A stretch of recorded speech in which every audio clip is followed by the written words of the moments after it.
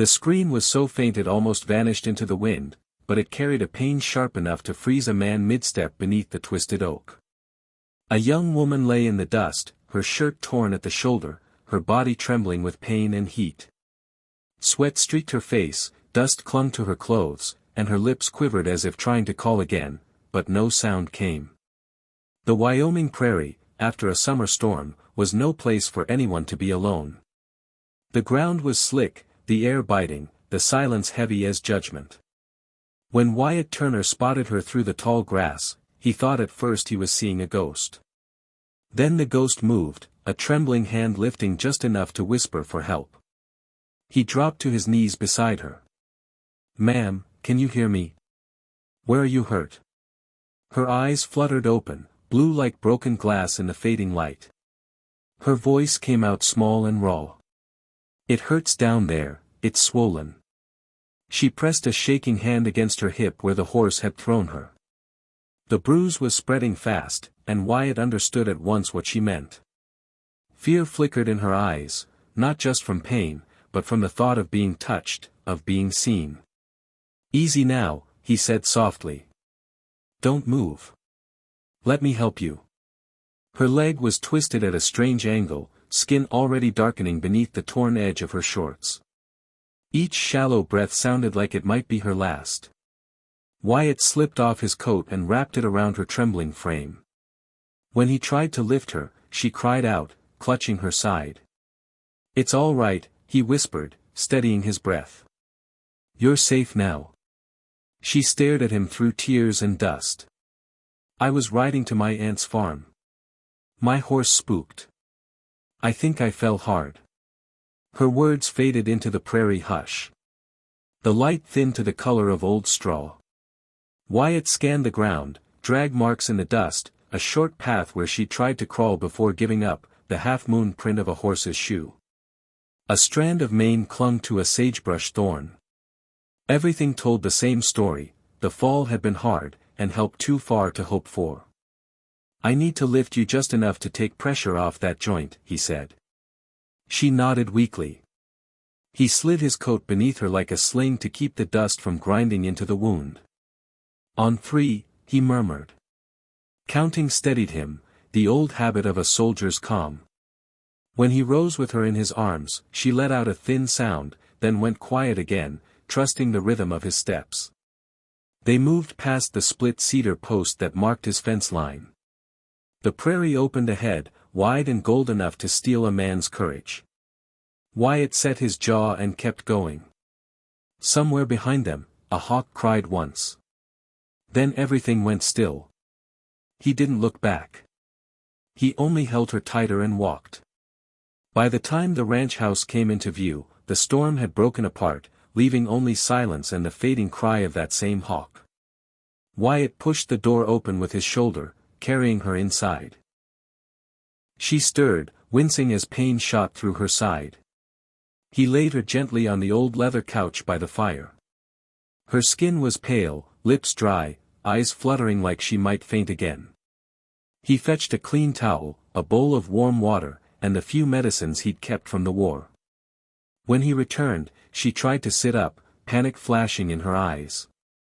"It's all right," he said, setting the water down. "You're safe here. I just need to check where it hurts." She nodded slowly, cheeks flushed from fever and embarrassment. Wyatt worked with quiet care, washing away dirt and blood. The bruise along her side had deepened, spreading like ink from her hip to her thigh. He could see how hard she fought to hide the pain. When the cold cloth touched her skin, she winced. "I'm sorry," she whispered. "I didn't mean to be a burden." Wyatt looked her in the eye. "You're not a burden. You're a person who needs help. That's all." Outside, thunder rolled one last time before fading into the wide Wyoming silence. Inside, the fire crackled, throwing soft gold across her tired face. He wrapped her hip in clean linen, then set a pot of stew to simmer on the stove. As he moved, she watched him through half-closed eyes. "You're very kind," she said quietly. "Most men wouldn't have stopped." He gave a small shrug. Maybe most men forgot what it feels like to need someone. The smell of stew filled the room, mixing with smoke and rain-soaked wood. She managed a few bites before her hands began to shake. Wyatt caught the bowl before it slipped. "Eat slow," he said softly. "The body heals faster when it knows it's safe." Their eyes met for a moment, something unspoken passing between them. As night deepened, Wyatt sat near the fire, keeping watch. The prairie was quiet now, almost too quiet. From the corner of his eye, he noticed her restless sleep, her face twisting like someone fleeing a nightmare. She murmured a name too faint to catch, but it made his chest tighten. Who was she really running from? Morning came slow, light spilling through the window. Wyatt had barely slept. He sat by the fire, hat on his knee, listening to her breathing until she stirred. "You need to drink," he said, offering a cup of warm water. "Thank you," she rasped. "I didn't think I'd wake up here." "You almost didn't," he said gently. "The prairie can be cruel." She looked around, the rifle above the fireplace, the boots by the door, the quiet that filled the room. "Where am I?" "Red Willow Ranch," Wyatt said. "Name's Wyatt Turner." She nodded. "Emily. Emily Brooks." They sat in silence a while, the fire popping softly. Wyatt could tell she had more to say, but wasn't ready. Instead, he ladled stew into a bowl and set it in her lap. "Eat while it's warm," he said. "You'll need your strength." Later, as he checked her hip again, she caught his hand. "Wyatt, do you think people can run from their past forever?" He met her gaze. "No one can outrun what's chasing them. Not for long." Her eyes filled with something close to fear, but she said nothing more. That afternoon, Wyatt went out to feed the horses. From the barn, he saw a dark figure on horseback riding slow along the ridge. He stood still, watching the rider disappear into the far hills. Something in his gut told him this wasn't just a passerby.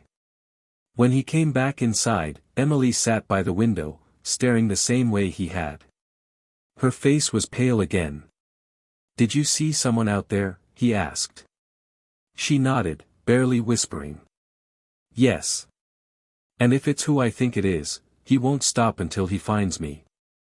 A chill crawled up Wyatt's spine. He eased the curtain aside and scanned the ridge. Nothing moved, but the feeling stayed. He crossed to the table, tore a scrap from an old ledger, and wrote. "Rider seen on the North Line. If the coach passes, tell May Harper at Fort Laramie the girl is alive." He folded the note and dropped it into the tin by the door. "Out here, a promise could travel faster than the law." "You think the sheriff can help?" Emily asked. 3 days' ride, Wyatt said. "The law comes slow out here. Faster when there's a grave." She looked down, voice trembling. "I don't want anyone hurt because of me." "Then we make smart choices," he said.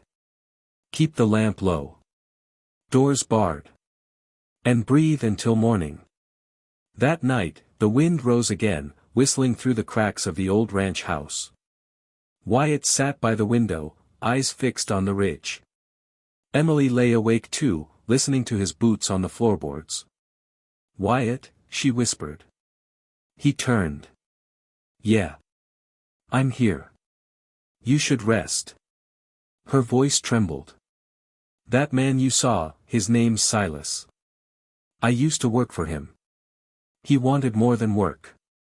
When I said no, he swore he'd make me pay." Wyatt's jaw tightened. He'd heard stories like that before, men who thought power gave them the right to take what they wanted. He picked up his old revolver, checked the chamber. It hadn't been fired in years. "Don't you worry," he said quietly. "No one's touching you again." Morning came cold and sharp. Wyatt saddled his horse and rode to the ridge. Fresh hoofprints led toward the creek, someone had been close, watching. When he returned, Emily was by the fire trying to fold a blanket. "I didn't mean to bring trouble here," she said. You didn't bring it, Wyatt replied. Trouble finds good people on its own. They spent the afternoon fixing fences and hauling water. Emily insisted on helping, leaning on a crutch. Wyatt wanted to tell her to rest, but seeing her try made something warm bloom in his chest.